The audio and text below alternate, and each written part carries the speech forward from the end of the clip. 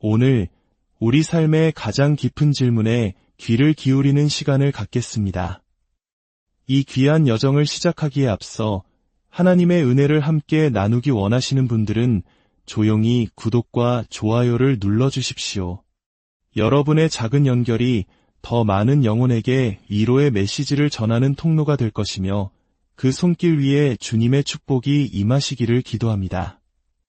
고요한 밤, 홀로 깨어있을 때, 혹은 수많은 인파 속에서 문득 외로움이 밀려올 때, 여러분의 마음속에서는 어떤 소리가 들려오십니까? 마치 안개 낀 바다 위에서 등대를 찾듯 우리 영혼은 혼란 속에서 선명한 방향을 가리켜줄 단 하나의 음성을 간절히 찾게 됩니다. 말로 다 표현할 수 없는 깊은 갈증이 영혼의 심연에서 피어오를 때 우리는 비로소 무릎을 꿇고 창조주이신 하나님의 음성을 듣고자 합니다. 그 음성은 세상의 요란한 소음과는 근본적으로 다릅니다. 그것은 우리의 불안한 영혼을 잠잠하게 하고 무너진 삶의 터전을 다시 일으켜 세우는 거룩한 힘을 가지고 있습니다. 혹시 하나님의 음성을 듣는 것이 신비한 능력을 가진 소수에게만 허락된 특별한 은사라고 생각하셨습니까? 결코 그렇지 않습니다. 오히려 하나님께서는 이 세상 그 누구보다도 바로 당신과 인격적으로 대화하기를 원하십니다. 그분은 우리를 지으신 아버지이시며 가장 친밀한 친구가 되기를 갈망하십니다. 문제는 우리에게 있습니다. 우리는 그분의 음성을 듣기보다 우리의 소원을 말하는 데 더 익숙하고 거룩한 침묵 속에서 기다리기보다 인간적인 분주함 속에서 행동하려 합니다. 그래서 우리에게는 잠시 멈추어 살아있는 그분의 말씀 앞에 잠잠히 머무는 연습이 필요합니다. 기억하십시오. 하나님은 지금 이 순간에도 우리 각자에게 말씀하고 계십니다. 다만 우리가 들을 준비가 되어 있지 않은 것뿐입니다. 오늘 우리는 그들을 귀를 열기 위한 첫걸음으로 하나의 거룩한 기도를 함께 나누고자 합니다. 이 기도는 우리의 마음을 겸손히 낮추고 나의 뜻이 아닌 하나님의 뜻에 온전히 귀 기울이겠다는 영적 결단의 표현입니다. 화려한 미사여구나 정해진 형식이 필요하지 않습니다. 오직 진실한 마음을 담아 하나님 앞에 나아가는 순전한 간구입니다. 이제 제가 드리는 이 기도를 마음으로 따라오시며 한 구절 한 구절 당신의 고백으로 올려드리시기 바랍니다. 사랑하는 주님, 제게는 지금 당신의 음성이 필요합니다. 제 생각과 감정은 실타래처럼 복잡하게 얽혀 있고 세상의 수많은 말들이 제 마음을 폭풍처럼 흔들고 있습니다. 하지만 주님, 저는 그 어떤 소리보다도 오직 주님의 세미한 음성을 듣고 싶습니다.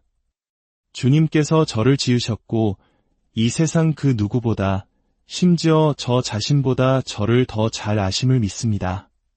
그러니 주님, 지금 이 시간 제 마음의 모든 소음을 잠재워 주시고 주님의 거룩한 말씀에만 온전히 집중하게 하소서. 말씀하여 주옵소서. 주님의 종이 듣겠나이다. 이 기도는 구약성경 사무엘상 3장 10절, 성전에서 잠든 어린 사무엘을 부르셨던 하나님의 이야기에서 비롯되었습니다.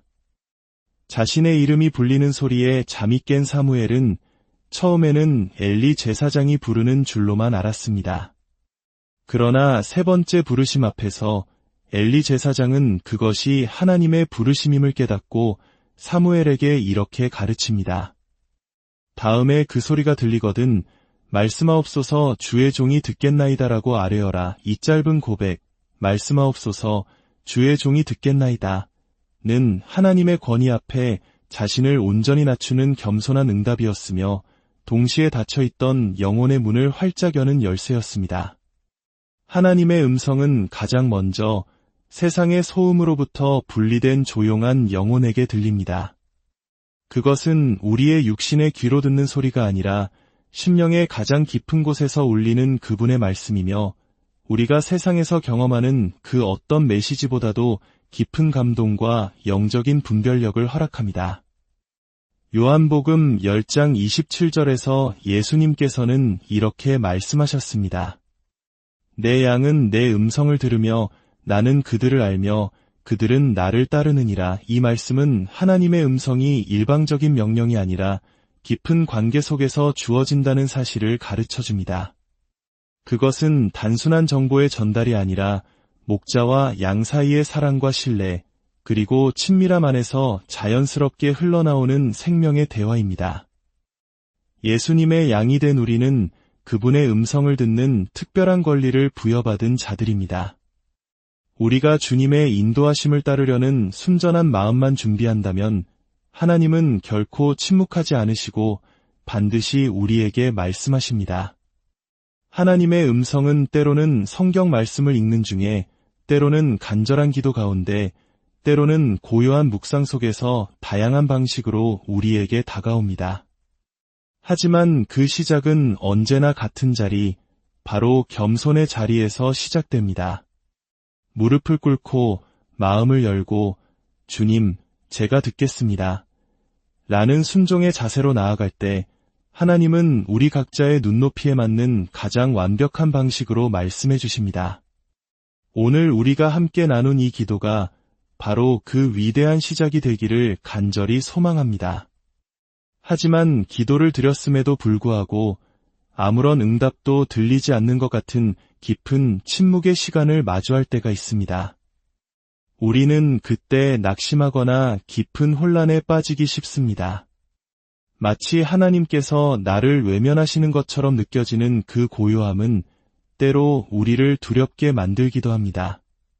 그러나 기억해야 합니다. 하나님의 침묵이 곧 그분의 부재를 의미하는 것은 아닙니다. 오히려 그 침묵은 보이지 않는 곳에서 우리를 위한 더 깊고 위대한 계획이 다듬어지고 있는 시간일 수 있습니다. 하나님께서는 우리와의 관계 속에서 늘 일방적으로 말씀만 하시는 분이 아닙니다. 때로는 침묵을 통해 더 깊은 것을 말씀하시고 기다림이라는 훈련을 통해 우리의 믿음을 정금같이 단련시키십니다. 이스라엘 백성이 광야에서 보냈던 40년의 시간 역시 하나님의 침묵의 시간이었습니다. 그러나 그 시간은 하나님께서 그들을 버리신 시간이 아니라 그들의 불순종을 깎아내고 믿음과 순종을 훈련시키는 연단의 과정이었습니다. 우리 역시 인생의 광야에서 침묵의 순간을 만나게 될 때 그 안에 감추어진 하나님의 선하신 목적을 이해하려는 영적인 태도가 필요합니다. 침묵하시는 하나님 앞에서 우리가 가져야 할 첫 번째 태도는 바로 믿음입니다. 히브리서 11장 6절은 말씀합니다. 믿음이 없이는 하나님을 기쁘시게 하지 못하나니 하나님께 나아가는 자는 반드시 그가 계신 것과 또한 그가 자기를 찾는 자들에게 상 주시는 이심을 믿어야 할지니라. 하나님의 음성이 당장 내 귀에 들리지 않더라도 그분은 여전히 살아 역사하시며 나의 삶을 가장 선한 길로 인도하고 계신다는 절대적인 믿음을 간직하는 것이 중요합니다. 이 믿음이야말로 흔들림 없는 기도의 기초이며 기나긴 침묵의 터널을 통과할 수 있는 유일한 힘이 됩니다. 두 번째 태도는 인내입니다. 시편 130편 5절에서 시인은 이렇게 고백합니다. 나 곧 내 영혼은 여호와를 기다리며 나는 주의 말씀을 바라는도다. 여기서의 기다림은 아무것도 하지 않는 수동적인 정지 상태가 아닙니다. 하나님의 완벽한 때를 신뢰하며 그분의 말씀을 간절히 사모하는 능동적인 믿음의 자세입니다. 때로는 우리가 듣고 싶어하는 시급한 음성보다 하나님께서 우리에게 주시려는 말씀의 가장 정확한 시기가 더 중요할 수 있습니다. 하나님은 언제나 완벽한 시간에 가장 완벽한 방법으로 말씀하십니다. 그렇기에 하나님의 침묵은 곧 우리를 위한 준비의 시간입니다. 내 마음의 동기를 점검하고 내 삶의 방향을 돌아보며 내가 정말 하나님의 뜻이라면 무엇이든 따를 준비가 되어 있는지를 정직하게 살피는 순간입니다. 하나님의 음성은 종종 우리가 그분의 말씀을 감당할 준비가 되었을 때 들려옵니다. 준비되지 않은 마음에는 그분의 거룩한 뜻이 무거운 짐처럼 느껴지거나 심지어 오해되기도 합니다. 그래서 침묵의 시간은 장차 우리에게 임할 하나님의 말씀이 저주가 아닌 축복으로 다가올 수 있도록 우리의 마음밭을 부드럽게 기경하는 은혜의 시간인 것입니다. 하나님의 침묵 속에서 우리는 묻습니다. 주님, 왜 아무 말씀도 하지 않으시나요? 하지만 그 순간 사랑의 시선으로 우리를 바라보시는 하나님은 이렇게 말씀하고 계실지 모릅니다. 사랑하는 아들아, 딸아, 지금은 내가 너를 더 깊은 믿음의 사람으로 훈련시키는 시간이다. 우리는 이 시간 속에서 특별한 음성이 없어도 그분의 임재를 느끼는 법을 배워야 합니다. 응답이 손에 잡히지 않아도 변함없이 기도의 자리를 지키며 아무것도 느껴지지 않아도 말씀 앞에 머무르며 길이 보이지 않아도 그분의 선하심을 신뢰하는 연습을 해야 합니다. 이러한 영적 훈련은 결코 우리를 헛되게 하지 않습니다. 고통스러운 침묵의 시간을 지나간 영혼은 이전보다 훨씬 더 깊고 예민한 영적 감각으로 하나님의 음성을 분별하게 됩니다. 이전에는 무심코 지나쳤던 그분의 세미한 속삭임이 들리게 되고 이전에는 깨닫지 못했던 그분의 섬세한 인도하심을 삶으로 경험하게 됩니다. 어쩌면 침묵은 하나님께서 우리와 더 가까워지고자 사용하시는 그분만의 특별한 사랑의 방식일 수 있습니다. 말하지 않음으로써 우리가 더욱더 그분께 가까이 다가오도록 만드시는 사랑, 그것이 바로 하나님의 깊고 오묘한 의도입니다. 그러나 때로는 하나님의 침묵이 우리의 영적 상태에 대한 경고 신호일 때도 있습니다. 하나님의 음성을 듣고자 간절히 기도하지만 아무 응답도 느껴지지 않을 때 우리는 외부 환경이 아닌 우리 자신의 내면을 정직하게 들여다보아야 합니다. 혹시 내가 무언가 잘못하고 있는 것은 아닐까? 왜 내 기도는 마치 두꺼운 벽에 막힌 것처럼 느껴질까? 그 이유는 바로 우리 안에 숨겨진 죄 때문일 수 있습니다. 죄는 하나님과 우리 사이를 가로막는 가장 견고한 장벽입니다. 이사야 59장 2절은 분명하게 경고합니다. 오직 너희 죄악이 너희와 너희 하나님 사이를 갈라놓았고 너희 죄가 그의 얼굴을 가리어서 너희에게서 듣지 않으시게 함이니라. 죄는 단순한 실수가 아닙니다. 그것은 하나님의 거룩한 뜻에서 벗어나 내 뜻과 내 욕망대로 살겠다는 교만한 마음의 표현입니다. 우리가 마음속에 죄를 품은 채로 기도한다면 그것은 하나님 앞에서 스스로 귀를 막고 있는 것과 같습니다. 하나님의 음성은 여전히 우리를 향해 흘러나오고 있지만 죄로 인해 더러워진 우리의 영혼이 그 거룩한 주파수를 감지하지 못하는 상태가 되는 것입니다. 죄는 우리의 영적 민감함을 무디게 만듭니다. 죄가 반복되면 마음이 굳어지고 양심은 화인을 맞은 것처럼 둔감해집니다. 결국 하나님의 살아있는 말씀조차 그저 익숙한 종교적 언어로만 들릴 뿐 영혼을 깨우는 감동이나 삶을 변화시키는 분별력을 잃게 됩니다. 그래서 우리는 하나님의 음성을 듣기 전에 먼저 회개를 통해 내 삶을 정결하게 해야 합니다. 회개는 단순히 죄를 고백하는 행위가 아니라 하나님의 음성을 다시 듣기 위한 마음의 대청소입니다. 자신의 죄를 진심으로 고백하고 그 자리에서 돌이키는 사람에게 하나님은 다시 친밀하게 다가오십니다. 시편 66편 18절에서 시인은 이렇게 고백합니다. 내가 나의 마음에 죄악을 품었더라면 주께서 듣지 아니하시리라. 여기서 중요한 것은 행동 이전의 마음입니다.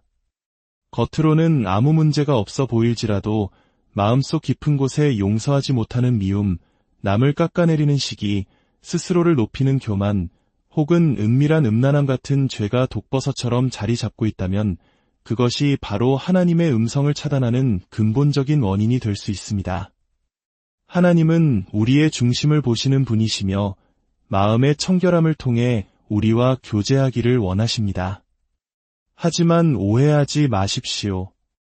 하나님은 단지 우리의 죄를 지적하고 심판하시기 위해 침묵하시는 것이 아닙니다. 그분은 우리가 죄의 자리에서 돌이켜 다시 아버지의 품으로 돌아오기를 애타게 기다리십니다. 죄를 깨닫는 것만큼이나 중요한 것은 그 죄에서 즉시 벗어나 회개의 자리로 나아가는 용기입니다. 하나님은 진심으로 통회하며 자복하는 자를 결코 외면하지 않으십니다.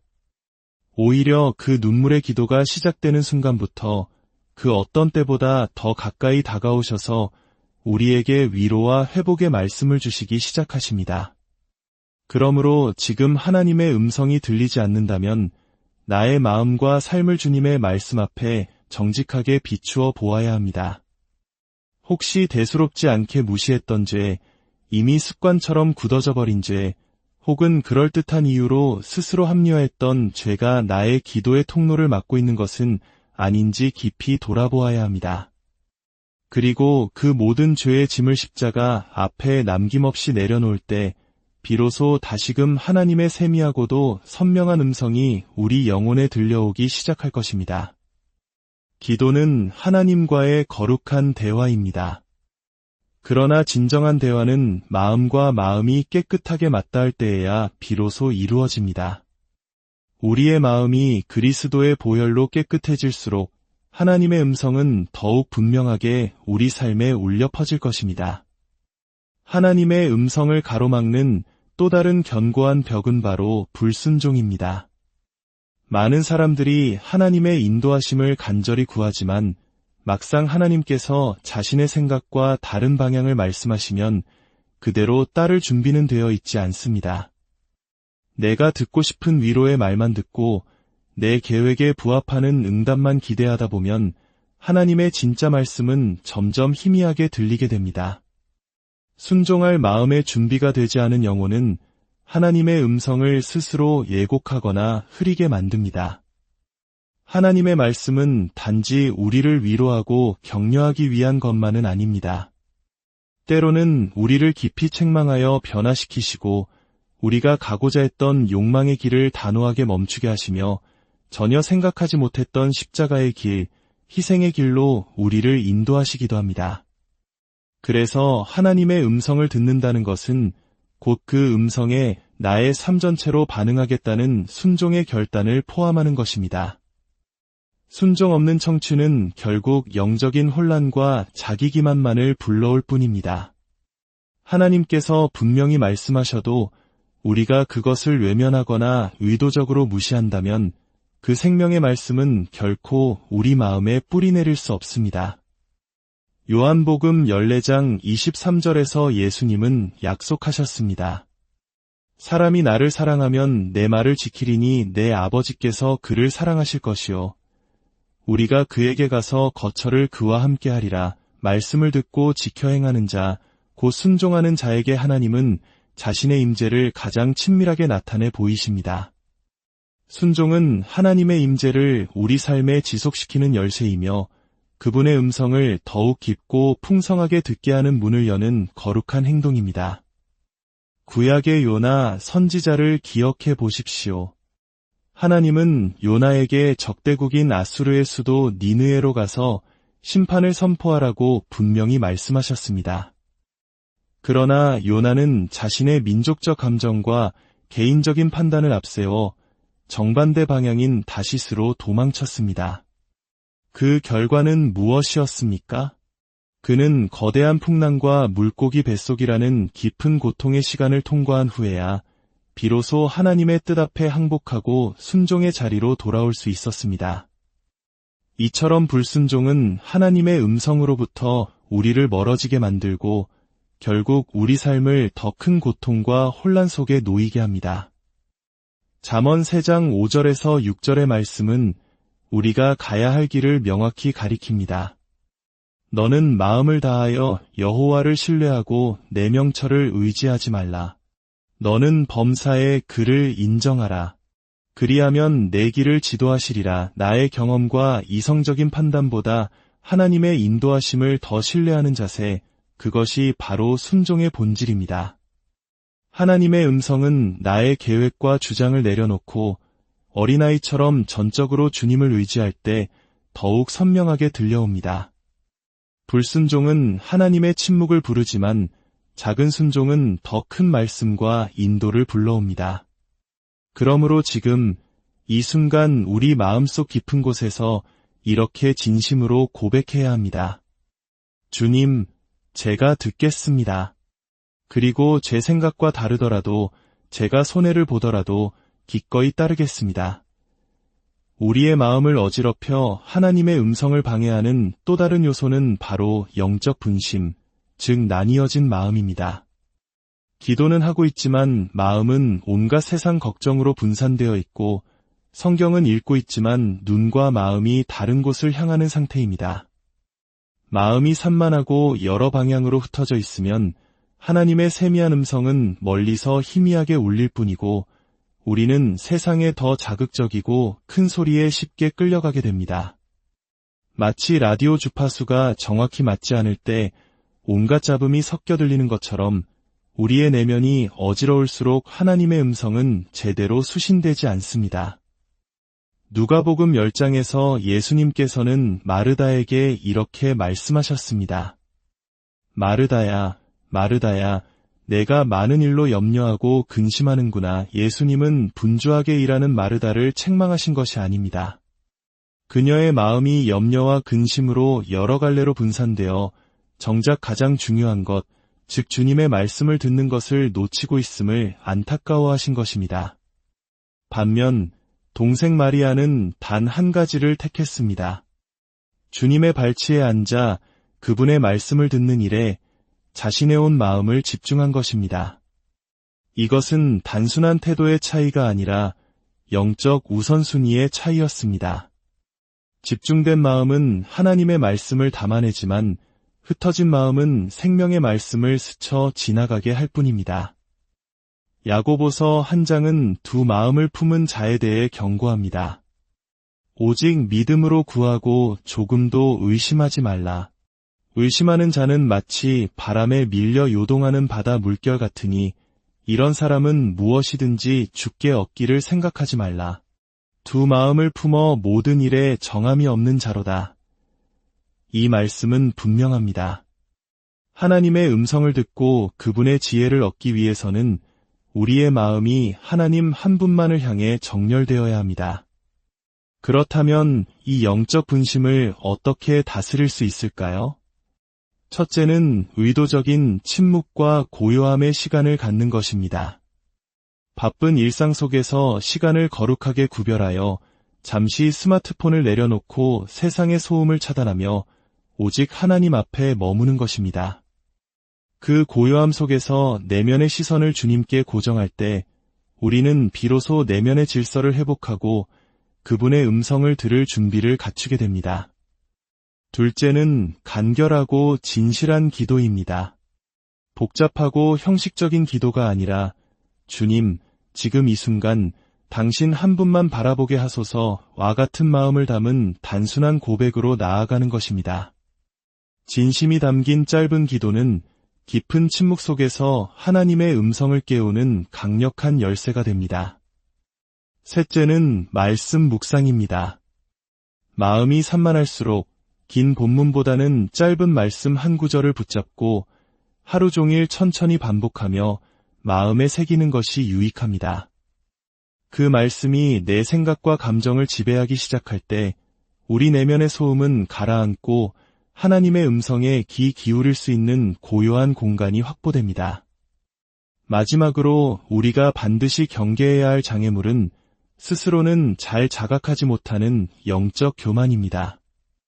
겉으로 보기에는 신실하고 기도의 자리에도 늘 앉아있지만 마음 깊은 곳에 나는 안다. 내 경험이 옳다고 여기는 교만이 자리 잡고 있다면 그것이 하나님의 음성을 막는 보이지 않는 안개가 됩니다. 하나님은 교만한 자를 대적하시고 겸손한 자에게 은혜를 베푸신다고 하셨습니다. 그분의 음성 또한 스스로를 낮추는 겸손한 마음에 가장 분명하게 임합니다. 교만은 내가 옳다고 여기는 마음에서 시작됩니다. 하나님께 묻기는 하지만 사실은 이미 내 마음속에 답을 정해놓고 그것을 확인받기 위해 기도한다면 우리는 이미 마음의 문을 닫고 있는 것입니다.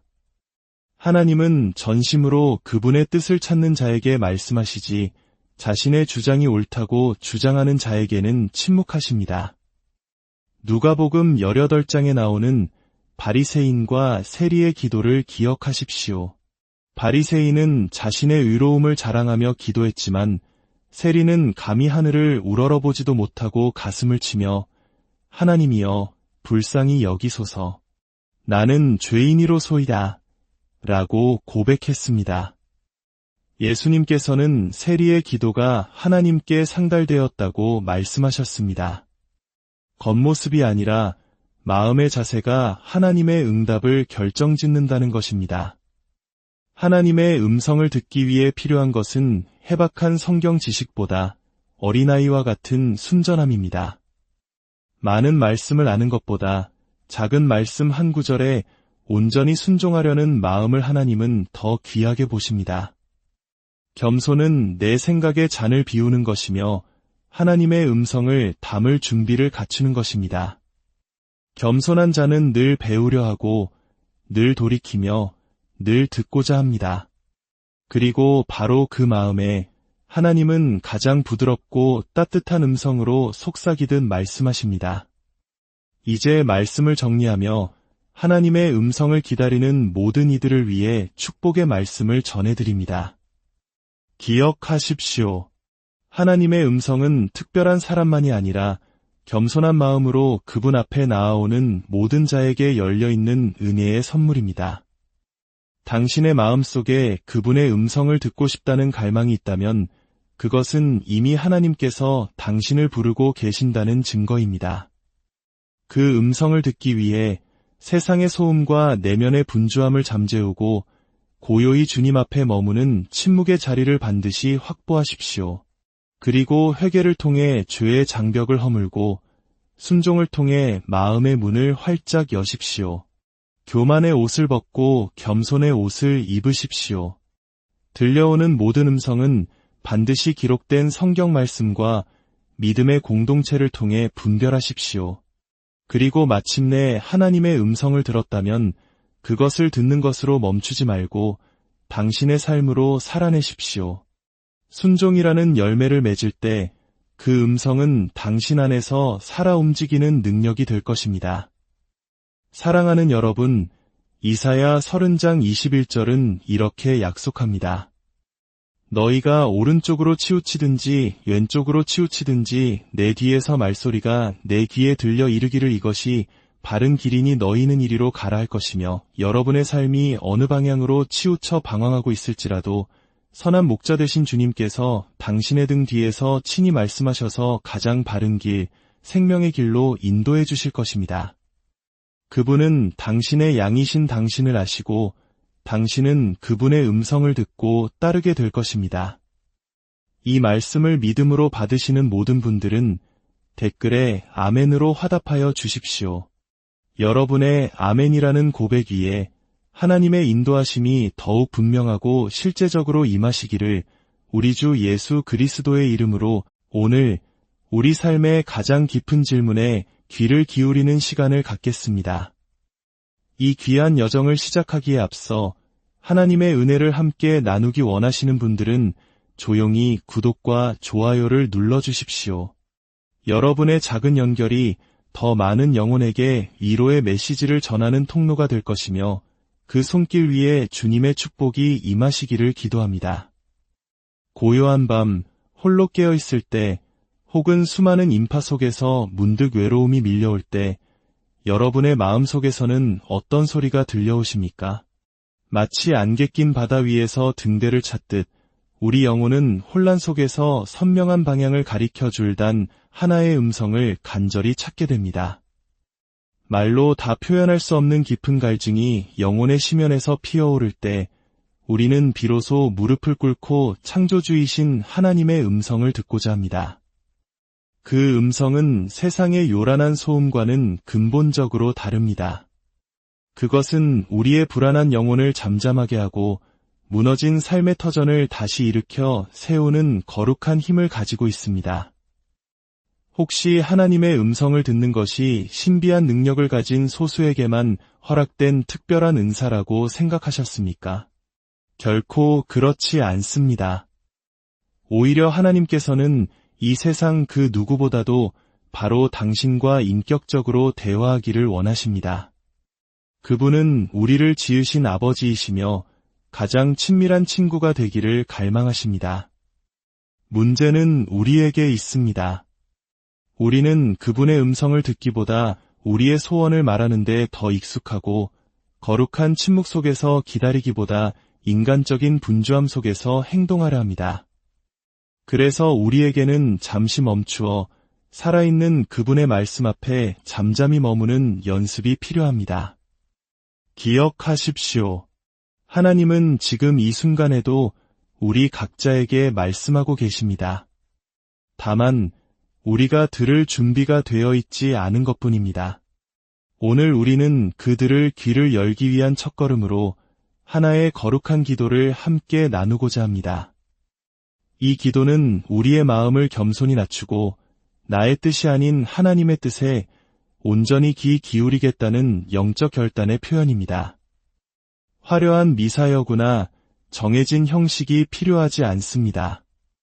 오직 진실한 마음을 담아 하나님 앞에 나아가는 순전한 간구입니다.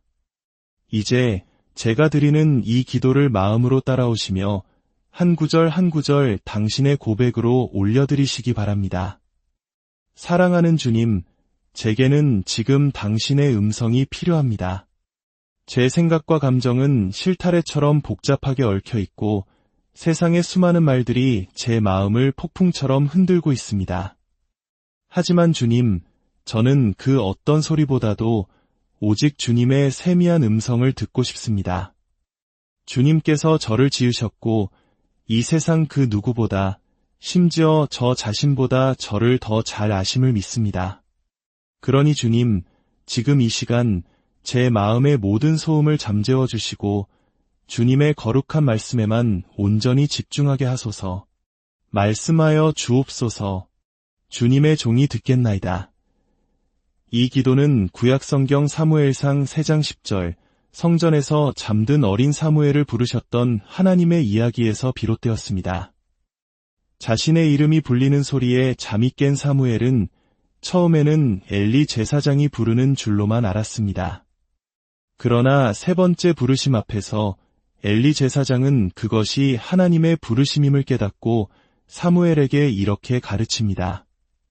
다음에 그 소리가 들리거든 말씀하옵소서 주의 종이 듣겠나이다라고 아뢰어라. 이 짧은 고백, 말씀하옵소서 주의 종이 듣겠나이다 는 하나님의 권위 앞에 자신을 온전히 낮추는 겸손한 응답이었으며 동시에 닫혀있던 영혼의 문을 활짝 여는 열쇠였습니다. 하나님의 음성은 가장 먼저 세상의 소음으로부터 분리된 조용한 영혼에게 들립니다.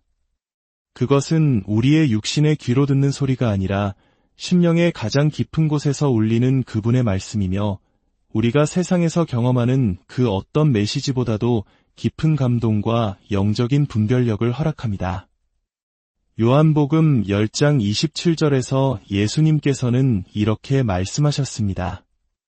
내 양은 내 음성을 들으며 나는 그들을 알며 그들은 나를 따르느니라. 이 말씀은 하나님의 음성이 일방적인 명령이 아니라 깊은 관계 속에서 주어진다는 사실을 가르쳐줍니다. 그것은 단순한 정보의 전달이 아니라 목자와 양 사이의 사랑과 신뢰, 그리고 친밀함 안에서 자연스럽게 흘러나오는 생명의 대화입니다. 예수님의 양이 된 우리는 그분의 음성을 듣는 특별한 권리를 부여받은 자들입니다. 우리가 주님의 인도하심을 따르려는 순전한 마음만 준비한다면 하나님은 결코 침묵하지 않으시고 반드시 우리에게 말씀하십니다. 하나님의 음성은 때로는 성경 말씀을 읽는 중에, 때로는 간절한 기도 가운데, 때로는 고요한 묵상 속에서 다양한 방식으로 우리에게 다가옵니다. 하지만 그 시작은 언제나 같은 자리, 바로 겸손의 자리에서 시작됩니다.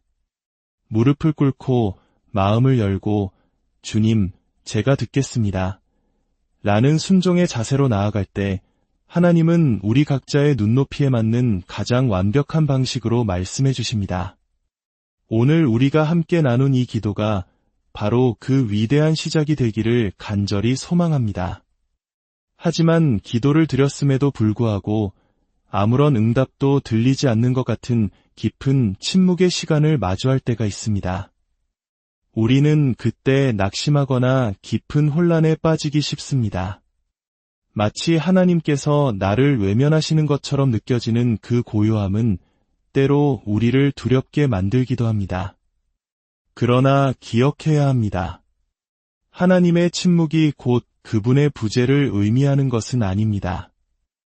오히려 그 침묵은 보이지 않는 곳에서 우리를 위한 더 깊고 위대한 계획이 다듬어지고 있는 시간일 수 있습니다. 하나님께서는 우리와의 관계 속에서 늘 일방적으로 말씀만 하시는 분이 아닙니다.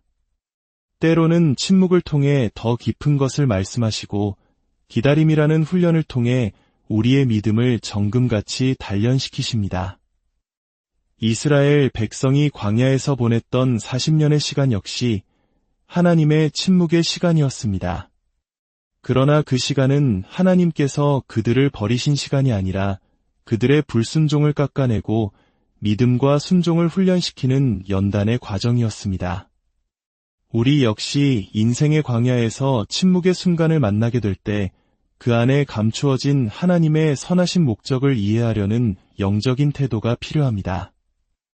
침묵하시는 하나님 앞에서 우리가 가져야 할 첫 번째 태도는 바로 믿음입니다. 히브리서 11장 6절은 말씀합니다. 믿음이 없이는 하나님을 기쁘시게 하지 못하나니 하나님께 나아가는 자는 반드시 그가 계신 것과 또한 그가 자기를 찾는 자들에게 상 주시는 이심을 믿어야 할지니라. 하나님의 음성이 당장 내 귀에 들리지 않더라도 그분은 여전히 살아 역사하시며 나의 삶을 가장 선한 길로 인도하고 계신다는 절대적인 믿음을 간직하는 것이 중요합니다. 이 믿음이야말로 흔들림 없는 기도의 기초이며 기나긴 침묵의 터널을 통과할 수 있는 유일한 힘이 됩니다. 두 번째 태도는 인내입니다. 시편 130편 5절에서 시인은 이렇게 고백합니다. 나 곧 내 영혼은 여호와를 기다리며 나는 주의 말씀을 바라는도다. 여기서의 기다림은 아무것도 하지 않는 수동적인 정지 상태가 아닙니다. 하나님의 완벽한 때를 신뢰하며 그분의 말씀을 간절히 사모하는 능동적인 믿음의 자세입니다. 때로는 우리가 듣고 싶어하는 시급한 음성보다 하나님께서 우리에게 주시려는 말씀의 가장 정확한 시기가 더 중요할 수 있습니다. 하나님은 언제나 완벽한 시간에 가장 완벽한 방법으로 말씀하십니다. 그렇기에 하나님의 침묵은 곧 우리를 위한 준비의 시간입니다. 내 마음의 동기를 점검하고 내 삶의 방향을 돌아보며 내가 정말 하나님의 뜻이라면 무엇이든 따를 준비가 되어 있는지를 정직하게 살피는 순간입니다. 하나님의 음성은 종종 우리가 그분의 말씀을 감당할 준비가 되었을 때 들려옵니다. 준비되지 않은 마음에는 그분의 거룩한 뜻이 무거운 짐처럼 느껴지거나 심지어 오해되기도 합니다. 그래서 침묵의 시간은 장차 우리에게 임할 하나님의 말씀이 저주가 아닌 축복으로 다가올 수 있도록 우리의 마음밭을 부드럽게 기경하는 은혜의 시간인 것입니다. 하나님의 침묵 속에서 우리는 묻습니다. 주님, 왜 아무 말씀도 하지 않으시나요? 하지만 그 순간 사랑의 시선으로 우리를 바라보시는 하나님은 이렇게 말씀하고 계실지 모릅니다. 사랑하는 아들아, 딸아, 지금은 내가 너를 더 깊은 믿음의 사람으로 훈련시키는 시간이다. 우리는 이 시간 속에서 특별한 음성이 없어도 그분의 임재를 느끼는 법을 배워야 합니다. 응답이 손에 잡히지 않아도 변함없이 기도의 자리를 지키며 아무것도 느껴지지 않아도 말씀 앞에 머무르며 길이 보이지 않아도 그분의 선하심을 신뢰하는 연습을 해야 합니다. 이러한 영적 훈련은 결코 우리를 헛되게 하지 않습니다. 고통스러운 침묵의 시간을 지나간 영혼은 이전보다 훨씬 더 깊고 예민한 영적 감각으로 하나님의 음성을 분별하게 됩니다. 이전에는 무심코 지나쳤던 그분의 세미한 속삭임이 들리게 되고, 이전에는 깨닫지 못했던 그분의 섬세한 인도하심을 삶으로 경험하게 됩니다. 어쩌면 침묵은 하나님께서 우리와 더 가까워지고자 사용하시는 그분만의 특별한 사랑의 방식일 수 있습니다. 말하지 않음으로써 우리가 더욱더 그분께 가까이 다가오도록 만드시는 사랑. 그것이 바로 하나님의 깊고 오묘한 의도입니다. 그러나 때로는 하나님의 침묵이 우리의 영적 상태에 대한 경고 신호일 때도 있습니다. 하나님의 음성을 듣고자 간절히 기도하지만 아무 응답도 느껴지지 않을 때 우리는 외부 환경이 아닌 우리 자신의 내면을 정직하게 들여다보아야 합니다. 혹시 내가 무언가 잘못하고 있는 것은 아닐까? 왜 내 기도는 마치 두꺼운 벽에 막힌 것처럼 느껴질까? 그 이유는 바로 우리 안에 숨겨진 죄 때문일 수 있습니다. 죄는 하나님과 우리 사이를 가로막는 가장 견고한 장벽입니다. 이사야 59장 2절은 분명하게 경고합니다. 오직 너희 죄악이 너희와 너희 하나님 사이를 갈라놓았고 너희 죄가 그의 얼굴을 가리어서 너희에게서 듣지 않으시게 함이니라. 죄는 단순한 실수가 아닙니다. 그것은 하나님의 거룩한 뜻에서 벗어나 내 뜻과 내 욕망대로 살겠다는 교만한 마음의 표현입니다. 우리가 마음속에 죄를 품은 채로 기도한다면 그것은 하나님 앞에서 스스로 귀를 막고 있는 것과 같습니다. 하나님의 음성은 여전히 우리를 향해 흘러나오고 있지만 죄로 인해 더러워진 우리의 영혼이 그 거룩한 주파수를 감지하지 못하는 상태가 되는 것입니다. 죄는 우리의 영적 민감함을 무디게 만듭니다. 죄가 반복되면 마음이 굳어지고 양심은 화인을 맞은 것처럼 둔감해집니다. 결국 하나님의 살아있는 말씀조차 그저 익숙한 종교적 언어로만 들릴 뿐 영혼을 깨우는 감동이나 삶을 변화시키는 분별력을 잃게 됩니다. 그래서 우리는 하나님의 음성을 듣기 전에 먼저 회개를 통해 내 삶을 정결하게 해야 합니다. 회개는 단순히 죄를 고백하는 행위가 아니라 하나님의 음성을 다시 듣기 위한 마음의 대청소입니다.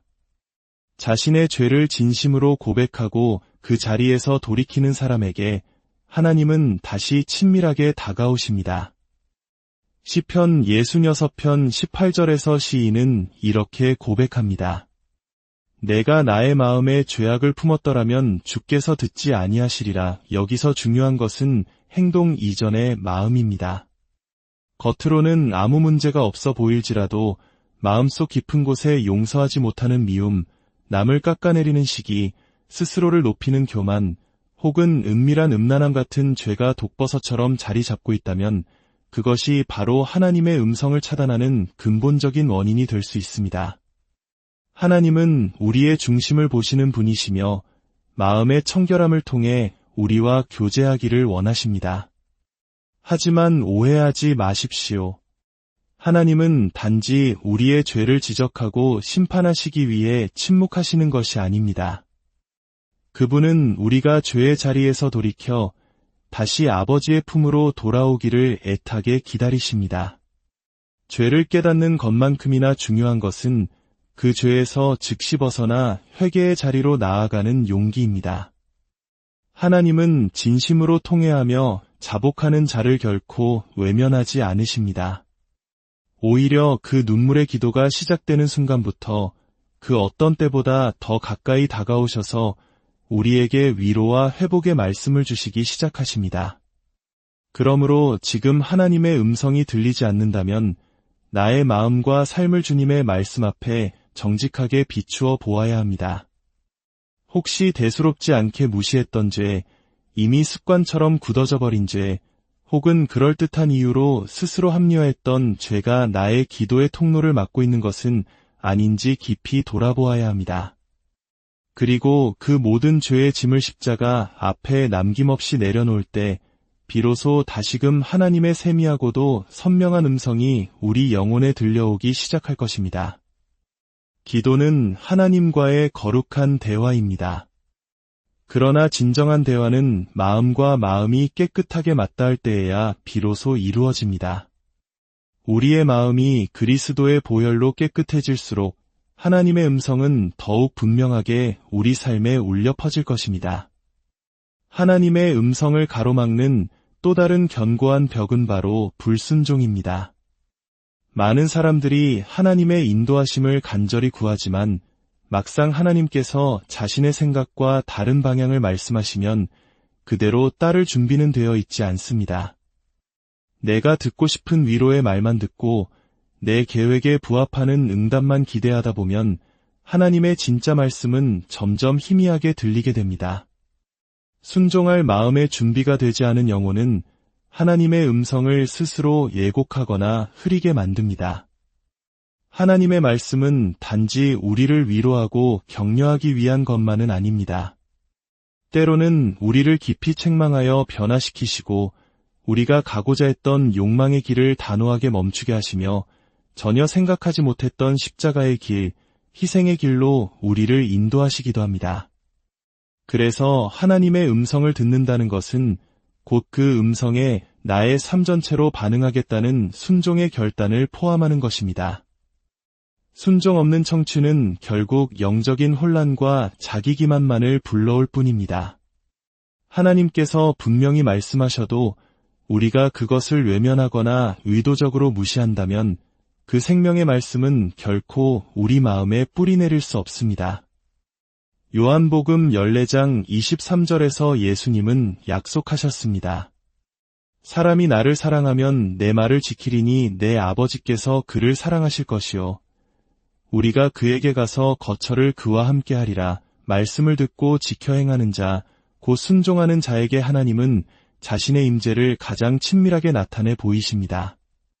순종은 하나님의 임재를 우리 삶에 지속시키는 열쇠이며 그분의 음성을 더욱 깊고 풍성하게 듣게 하는 문을 여는 거룩한 행동입니다. 구약의 요나 선지자를 기억해 보십시오. 하나님은 요나에게 적대국인 아수르의 수도 니느웨로 가서 심판을 선포하라고 분명히 말씀하셨습니다.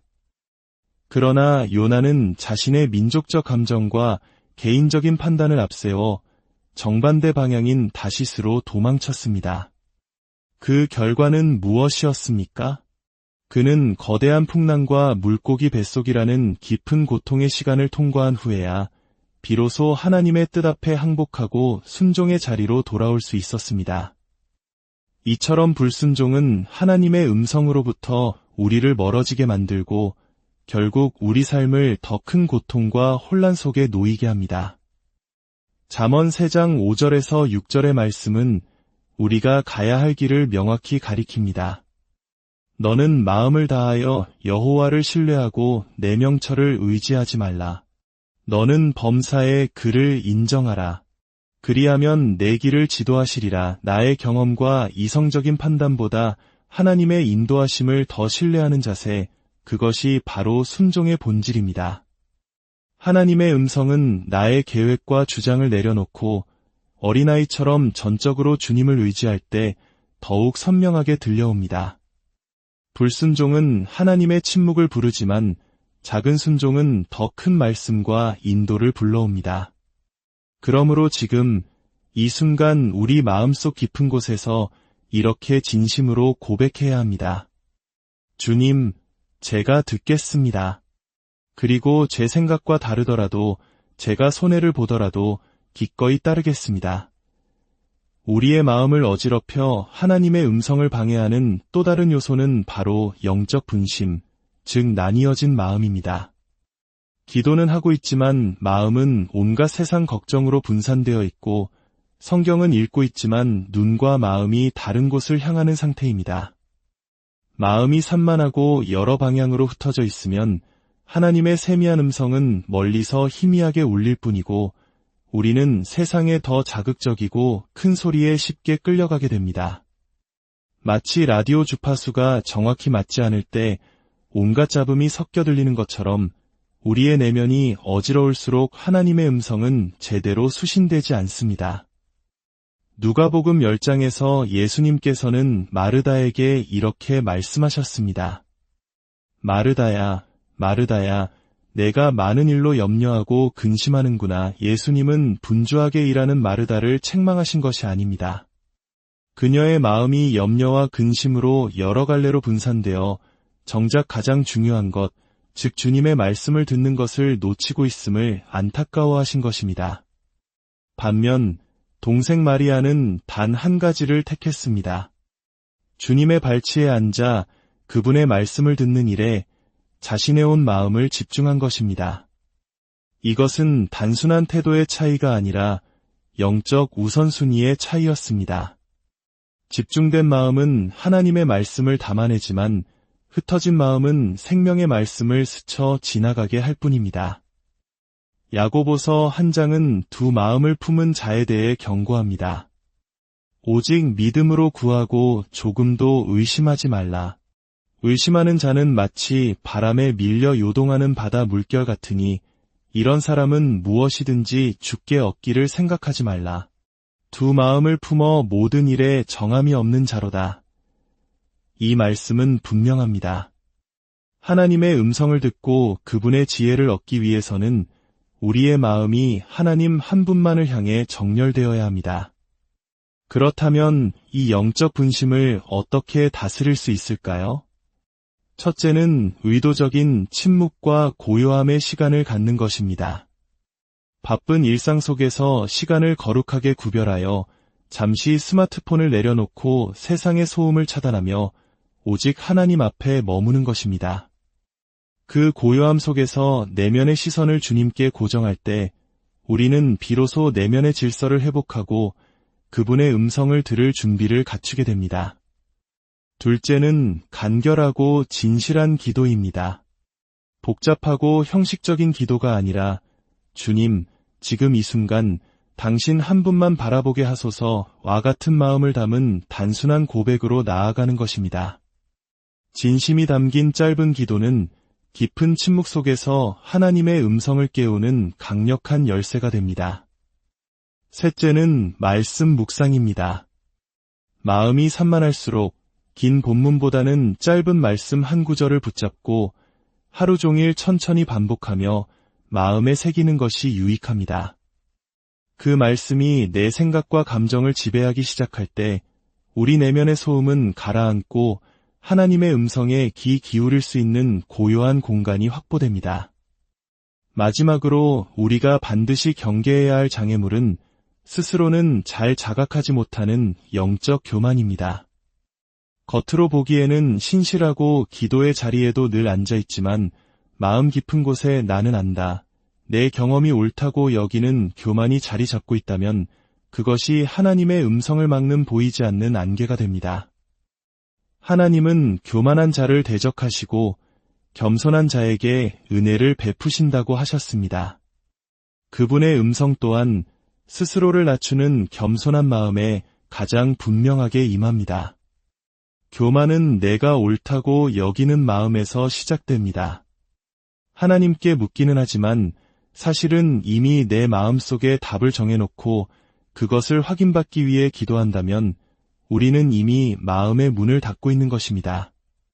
하나님은 전심으로 그분의 뜻을 찾는 자에게 말씀하시지 자신의 주장이 옳다고 주장하는 자에게는 침묵하십니다. 누가복음 18장에 나오는 바리새인과 세리의 기도를 기억하십시오. 바리새인은 자신의 의로움을 자랑하며 기도했지만 세리는 감히 하늘을 우러러보지도 못하고 가슴을 치며 하나님이여 불쌍히 여기소서. 나는 죄인이로소이다. 라고 고백했습니다. 예수님께서는 세리의 기도가 하나님께 상달되었다고 말씀하셨습니다. 겉모습이 아니라 마음의 자세가 하나님의 응답을 결정짓는다는 것입니다. 하나님의 음성을 듣기 위해 필요한 것은 해박한 성경 지식보다 어린아이와 같은 순전함입니다. 많은 말씀을 아는 것보다 작은 말씀 한 구절에 온전히 순종하려는 마음을 하나님은 더 귀하게 보십니다. 겸손은 내 생각의 잔을 비우는 것이며 하나님의 음성을 담을 준비를 갖추는 것입니다. 겸손한 자는 늘 배우려 하고 늘 돌이키며 늘 듣고자 합니다. 그리고 바로 그 마음에 하나님은 가장 부드럽고 따뜻한 음성으로 속삭이듯 말씀하십니다. 이제 말씀을 정리하며 하나님의 음성을 기다리는 모든 이들을 위해 축복의 말씀을 전해드립니다. 기억하십시오. 하나님의 음성은 특별한 사람만이 아니라 겸손한 마음으로 그분 앞에 나아오는 모든 자에게 열려있는 은혜의 선물입니다. 당신의 마음속에 그분의 음성을 듣고 싶다는 갈망이 있다면 그것은 이미 하나님께서 당신을 부르고 계신다는 증거입니다. 그 음성을 듣기 위해 세상의 소음과 내면의 분주함을 잠재우고 고요히 주님 앞에 머무는 침묵의 자리를 반드시 확보하십시오. 그리고 회개를 통해 죄의 장벽을 허물고 순종을 통해 마음의 문을 활짝 여십시오. 교만의 옷을 벗고 겸손의 옷을 입으십시오. 들려오는 모든 음성은 반드시 기록된 성경 말씀과 믿음의 공동체를 통해 분별하십시오. 그리고 마침내 하나님의 음성을 들었다면 그것을 듣는 것으로 멈추지 말고 당신의 삶으로 살아내십시오. 순종이라는 열매를 맺을 때 그 음성은 당신 안에서 살아 움직이는 능력이 될 것입니다. 사랑하는 여러분, 이사야 30장 21절은 이렇게 약속합니다. 너희가 오른쪽으로 치우치든지 왼쪽으로 치우치든지 내 뒤에서 말소리가 내 귀에 들려 이르기를 이것이 바른 길이니 너희는 이리로 가라 할 것이며 여러분의 삶이 어느 방향으로 치우쳐 방황하고 있을지라도 선한 목자 되신 주님께서 당신의 등 뒤에서 친히 말씀하셔서 가장 바른 길, 생명의 길로 인도해 주실 것입니다. 그분은 당신의 양이신 당신을 아시고 당신은 그분의 음성을 듣고 따르게 될 것입니다. 이 말씀을 믿음으로 받으시는 모든 분들은 댓글에 아멘으로 화답하여 주십시오. 여러분의 아멘이라는 고백 위에 하나님의 인도하심이 더욱 분명하고 실제적으로 임하시기를 우리 주 예수 그리스도의 이름으로 오늘 우리 삶의 가장 깊은 질문에 귀를 기울이는 시간을 갖겠습니다. 이 귀한 여정을 시작하기에 앞서 하나님의 은혜를 함께 나누기 원하시는 분들은 조용히 구독과 좋아요를 눌러주십시오. 여러분의 작은 연결이 더 많은 영혼에게 위로의 메시지를 전하는 통로가 될 것이며 그 손길 위에 주님의 축복이 임하시기를 기도합니다. 고요한 밤, 홀로 깨어있을 때, 혹은 수많은 인파 속에서 문득 외로움이 밀려올 때, 여러분의 마음속에서는 어떤 소리가 들려오십니까? 마치 안개 낀 바다 위에서 등대를 찾듯 우리 영혼은 혼란 속에서 선명한 방향을 가리켜줄 단 하나의 음성을 간절히 찾게 됩니다. 말로 다 표현할 수 없는 깊은 갈증이 영혼의 심연에서 피어오를 때 우리는 비로소 무릎을 꿇고 창조주이신 하나님의 음성을 듣고자 합니다. 그 음성은 세상의 요란한 소음과는 근본적으로 다릅니다. 그것은 우리의 불안한 영혼을 잠잠하게 하고 무너진 삶의 터전을 다시 일으켜 세우는 거룩한 힘을 가지고 있습니다. 혹시 하나님의 음성을 듣는 것이 신비한 능력을 가진 소수에게만 허락된 특별한 은사라고 생각하셨습니까? 결코 그렇지 않습니다. 오히려 하나님께서는 이 세상 그 누구보다도 바로 당신과 인격적으로 대화하기를 원하십니다. 그분은 우리를 지으신 아버지이시며 가장 친밀한 친구가 되기를 갈망하십니다. 문제는 우리에게 있습니다. 우리는 그분의 음성을 듣기보다 우리의 소원을 말하는데 더 익숙하고 거룩한 침묵 속에서 기다리기보다 인간적인 분주함 속에서 행동하려 합니다. 그래서 우리에게는 잠시 멈추어 살아있는 그분의 말씀 앞에 잠잠히 머무는 연습이 필요합니다. 기억하십시오. 하나님은 지금 이 순간에도 우리 각자에게 말씀하고 계십니다. 다만 우리가 들을 준비가 되어 있지 않은 것뿐입니다. 오늘 우리는 그들을 귀를 열기 위한 첫걸음으로 하나의 거룩한 기도를 함께 나누고자 합니다. 이 기도는 우리의 마음을 겸손히 낮추고 나의 뜻이 아닌 하나님의 뜻에 온전히 귀 기울이겠다는 영적 결단의 표현입니다. 화려한 미사여구나 정해진 형식이 필요하지 않습니다. 오직 진실한 마음을 담아 하나님 앞에 나아가는 순전한 간구입니다. 이제 제가 드리는 이 기도를 마음으로 따라오시며 한 구절 한 구절 당신의 고백으로 올려드리시기 바랍니다.